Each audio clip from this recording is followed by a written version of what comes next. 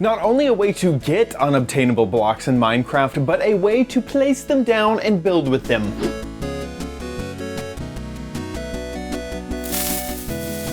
Hey guys, it's Chad. This is a tutorial on how to get an unobtainable block in your hand and you can place it down just like any other normal block. What do I mean by unobtainable? I mean not in the creative menu and not through /give commands. The only way to put these in a world is to use setblock commands, which we know is not fun. So here's how to pull it off. So here we are inside of Minecraft, and these are the blocks that we'll be showing off today with some bonus things at the end. These blocks are very, very interesting because they have specific block states that allow them to have all of these textures on every single side. So let's cover these first two, and what I'm saying about these first two apply to all of the rest. These first ones are using the textures for the stone slabs and for the red sandstone. So red sandstone normally looks like this, stone slabs normally look like this, and a double stone slab normally looks like that. You probably know all of this already. This is using the texture from the top of the sandstone on every side, and this is using the texture from the top of the stone slab on every side. Now, there's other blocks that are similar to this, which we can get using the give command. So one that jumps to mind is the red mushroom block, right? Looks similar. It has it's a red mushroom block texture, and it's a red mushroom block on every side.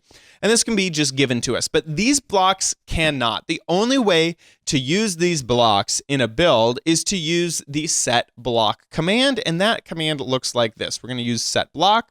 We're going to do tilde, tilde, tilde, which means right where we're standing.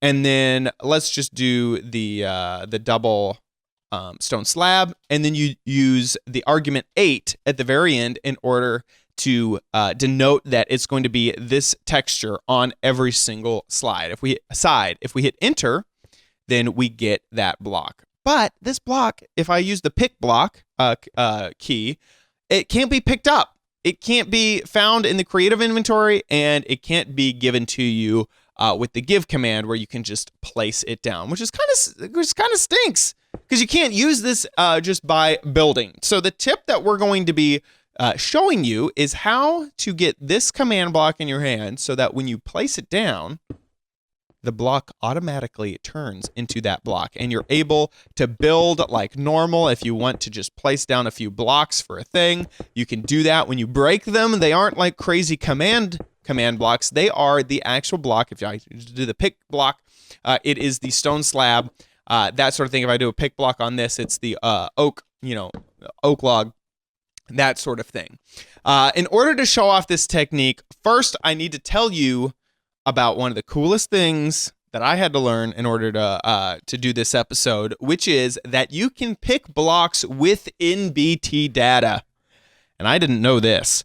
So let's look over here at this chest right here. If I look inside this chest, it has a bow, enchanted book, fishing, and all that sort of thing. If I wanted to make a lot of these, what my thought process would be is you pick the block of the chest, and if you don't know what the pick block is, you absolutely have to. I know a lot of you do, but I'm just going to cover this. It's right here. It's the pick block button. Right on PC, it's set to middle click. If you're on a laptop or on something that doesn't have a middle click, you can easily change this to some other thing, but you do have to know that you can pick a block by doing that, and if you just look at a block, hit it, it jumps into your hand. But you can pick a block with NBT data, and the way you do it is you do the technique. Okay, suspense here. You do it, and then you plot it down, and look at that. This chest has all of the things inside. I hope you're excited because it's really cool. What you do in order to pull it off is hold down Control while looking at the block that you want to pick and pick it. You've heard of holding down Shift. Well, you hold down Control, then you pick the block, and then it has the NBT data inside. Even in your creative menu, it shows that it has NBT data, which is really, really, really cool. So what we're going to do to pull this off is we have this command block set to set block. It's on an impulse, so it's always active.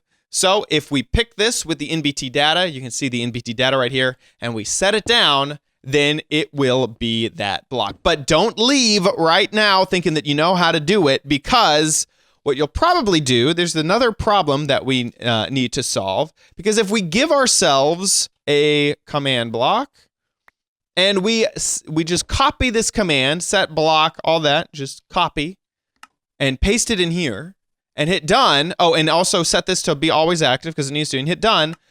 Well, it turns into the block before we can do anything about it. So we need to solve that problem. And the way to do that is to give yourself, instead of just a command block, give yourself a chain command block. That's right. For some interesting reason, if we put down a chain command block and then set this to be impulse and always active, it will set it to impulse and have all the NBT data so that when we place it down, it'll activate itself immediately, but it won't actually execute that command, which is exactly what we need. So we can paste our command inside. It's set to impulse, set to always active, hit done, then use the NBT pick block, set it down, and it will become the block that we want to do. So that is how you pull off this technique. Well, I'm going to go through all the commands. Next is what you do is you set down a chain command block, set this to be impulse, put in your command up here, hit done, then use the NBT pick block, and now you can build. So that is how you pull that technique off. Now let's go through the NBT data with the bonus things at the end, so stick around. First off is the double stone slab. Now, see this double stone slab 2? You can only have 16 bits of data on any of these blocks. You can see that also whenever you look at these stone slabs. See how it goes from 0 all the way up. Well, this goes up to 7 because we're going to be using some of the other ones for these other things, and also for the full block size. So they've created stone slab 2 whenever you go above 16 bits. And so this command to get the just stone slab texture on all sides is the double stone slab 8. Then you have double stone slab 9, and then you have double stone slab 2, 8, without a space in between that and the 2. And that's just because they needed an extra block because they ran out of the 16-bit stuff. So that's how we get those 3 textures. Next is the log. So it's just going to be Minecraft log 12 for oak, Minecraft log 13 for spruce, Minecraft log 14 for birch, Minecraft log 15 for jungle. And because we start counting at 0, you can kind of see that with stone 0, 15 is the maximum we can go to because that is 16 bits. 0, it counts as 1, so 15 plus 1 is 16. So we move to to the log 2, 12 for the acacia, log 2, 13 for the dark oak. This is the red mushroom block, 15, and so this is the stalk of the mushroom so that you can actually build with the stalk on every single side. Now the bonus blocks. That's right, I hyped them. Here they are. The first thing is the piston extension. This is a really, really, really interesting block because when I do the NBT pick and place it down, it looks like it disappears, and it kind of does, except that now if you try to put any block where you place those, you can't. You can't put down a block, and it's really, really, really interesting. You can put blocks behind it. You could look through that block space and put down another block. You can do it on either side. You just can't put a block in that space. There's no hitbox. It's invisible, but you cannot place a block in that area. Another interesting thing is like whenever that happens with, say, a button, right? This button is taking up this space. You can't put a block there. It would put a block on the opposite side of that, but that doesn't happen either. If I put a block over here, click in, Minecraft just kind of like derps out and you are not able to put down a block in that space. This is creating the piston extension in that space. So Minecraft is saying, nope, nothing can go there because the piston extension is there, although it's invisible and doesn't have a hitbox. So you could put this around the edge of maps if you don't want players to build to move outside of the map.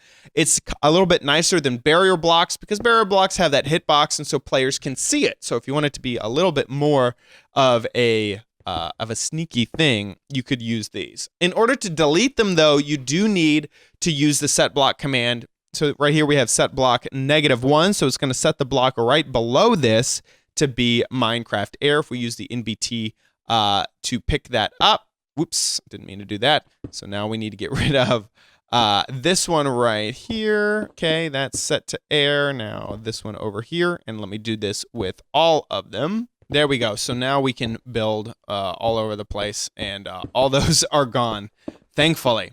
Next is this, which is a button that's already been pressed. A really kind of interesting thing about it is that the redstone actually works.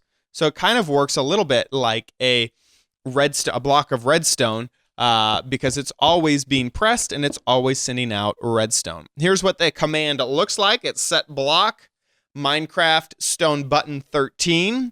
A little word of warning: if you place it next to the block that you're trying to pick, it just doesn't work. So if I do the NBT pick on this, it won't work because the redstone is messing with all of it. So I rebuilt it over here.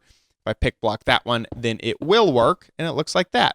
Some people like to use buttons as decoration because they look a lot like stones on the ground, but you can click these, and so some map makers don't like that they can be clicked. Another really cool thing is because it actually works like a redstone block, you can put down a lamp, put down the, oops, that was the wrong one, put down the button on top of it, and it would like power a lamp because it's actually working as a pressed redstone button. So those are a few of the blocks that you can use. This is a really, really incredible technique. Let me know if there's anything that I'm forgetting. These were some of the blocks that I had seen before, and then these are some other just states of blocks that I thought were really, really neat. And I think that this picking a block with the NBT data is just so cool to be able to have a block that has all that already in it. For map makers, that is really, really something cool. So let me know if I'm forgetting anything with all of these in the comments down below. This technique was originally found out by Chevette Kitty on the Reddit. Big thanks to you for making a GIF of how to pull this off. You can find that original post in the description down below. Thanks so much for watching this episode of OMGcraft. If you like it, please give it a like and make sure you subscribe for future tips, tricks, and tutorials here on OMGcraft. See you next time. Bye.